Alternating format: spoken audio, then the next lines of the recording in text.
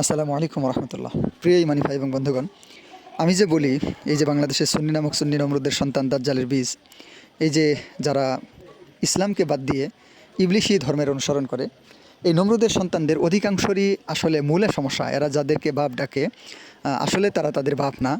তাদের যাকে তারা বাপ ডাকে এদের অনুপস্থিতিতে অন্যান্য অপরিচিত পুরুষের গমনের কারণেই মূলত এদের জন্ম হয়েছে। যে কারণে এদের আচার আচরণ, এদের কর্মকাণ্ড দেখবেন মনুষ্যত্ব বিবর্জিত। এদেরকে ভালো কথা বললে এরা বুঝবে না, আপনি সত্য কথা বললে এরা মানবে না। এরা আবেগের কথা বলবে, আবেগ এদের কাছে ভালো লাগবে। এবং এই যে কিছু বান্দ্রামি ফাত্রামি যে কিছু কার্যক্রম আছে এগুলো এদের কাছে ভালো লাগবে। যেমন দেখেন এই যে বাংলাদেশের সুন্নি নামক সুন্নি দাজ্জালের বীজ যে মৌলভী আছে, আপনারা দেখেন তো একটার কি ইমান আছে বা একটার কি এলেম বলতে কিছু আছে, একটার কি আকিদা সম্পর্কে কোনো ধ্যান ধারণা আছে? শুধু কিছু ওই যে কিচ্ছা কাহিনী, তারপরে মানে কোরআন সুন্নার অপব্যাখ্যা করে কিছু ওই যে নমরুদি ফেরাউনি কিছু কথাবার্তা, কিছু আবেগী কথাবার্তা, এশকে রসুল, তারপরে দাঁড়ায় সালাম দিয়ে আলাদা মজা উমুক। আপনারা এদের কথা শুনলেই বুঝতে পারবেন যে মানে মানসিক ভারসাম্য কতটুকু এদের ব্যাহত, যে মানে তা হলে এরকম কথাবার্তা বলে। তো দেখেন এই যে এখানে সম্মানিত শ্রদ্ধেয় সর্বজন শ্রদ্ধেয় একজন আলেম, ওনাকে নিয়ে এই যে একটা নাম এখানে আপনারা দেখতে পাইতেছেন, এই নমরুদের সন্তান, কি লেখাটা তার ব্যাপারে লিখছে।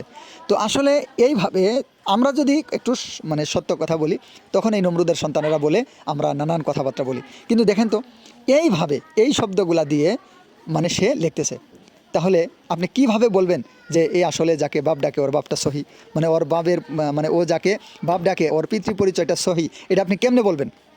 একজন আলেম সম্পর্কে যে এই শব্দটা লিখতে পারে, এই ধরনের শব্দগুলা লিখতে পারে, আপনি কিভাবে তাকে বলবেন যে এর মানে পিতৃ পরিচয়টা সহি?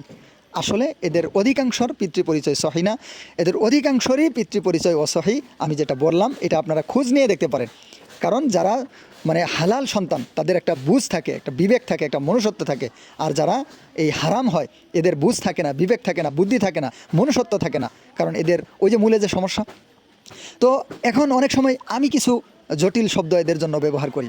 আসলে আমি যে শব্দগুলো ব্যবহার করি এগুলা যেমন কু তেমন মু দেওয়ার জন্য। যেমন দেখেন এই নমরুদের সন্তান সম্পর্কে আমি এরকম কোনোই শব্দ ব্যবহার করতাম না, এরকম কোনোই কথাবার্তা বলতাম না। কিন্তু একমাত্র এই যে আসলে মানুষ মানুষের ভাষা বুঝে, কিন্তু মানুষ নয় যেগুলা, যেমন প্রাণী যারা, ভিন্ন প্রাণী যারা, এরা কিন্তু মানুষের ভাষা বুঝে না। যেমন আপনি একটা মানে এই যে বকরিকে আপনি যদি ধমক দেন তাহলে তাকে ধমক দেওয়ার পদ্ধতি একরকম। আপনি যদি কালবুনকে ধমক দেন তাহলে তাকে ধমক দেওয়ার পদ্ধতি একরকম। আপনি যদি কাউকে ধমক দেন, গরুকে ধমক দেন, তাকে ধমক দেওয়ার পদ্ধতি একরকম। তো এরকমভাবে মানুষের সাথে কথা বলা বা মানুষের কে ধমক দেওয়ার পদ্ধতি একরকম। আর মানুষ সুরতে ভিন্ন প্রাণী বা মূলে সমস্যা, পিতৃ পরিচয় সহি, এদের ধমক দেওয়ার পদ্ধতিটা একটু আলাদা রকম। এই জন্য আমি এদেরকে ধমক দেওয়ার জন্য কিছু ওদের মানে কিছু বিশেষ বিশেষণে বিশেষায়িত করে আমি কিছু সত্য কথা বলি, কিছু শক্ত কথা বলি।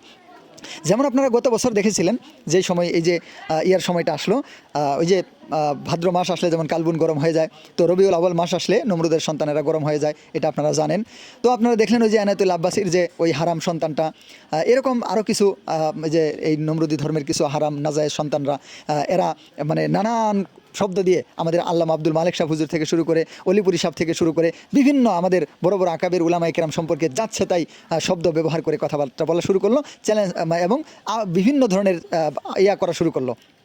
তখন দেখেছেন আপনারা যারা আমার সাথে অনেক দিন থেকে আসেন, আমি শক্ত প্রতিবাদ করে আমি তাদেরকে আহ্বান জানাইলাম যে যদি পারো, যদি পিতৃ পরিচয় আসলে সহি দাবি করো তাহলে এই কথাগুলোর উত্তর দাও।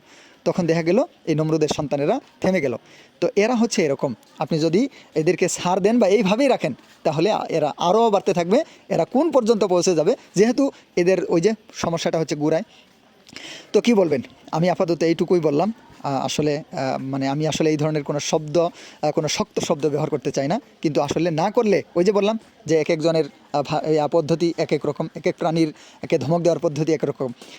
তো আমি এইটুকু বলবো, যদি এদের ভাগ্যে হেদায়েত থাকে আল্লাহ তাআলা যেন দান করেন, আর যদি না থাকে তাহলে ফেরাউন নমরুদ এদের পিতৃ পুরুষের মতো করে আল্লাহ তাআলা যেন এদেরকে উত্তম পুরস্কার দিয়ে বিদায় করেন। আমিন। আসসালামু আলাইকুম রহমতুল্লাহ।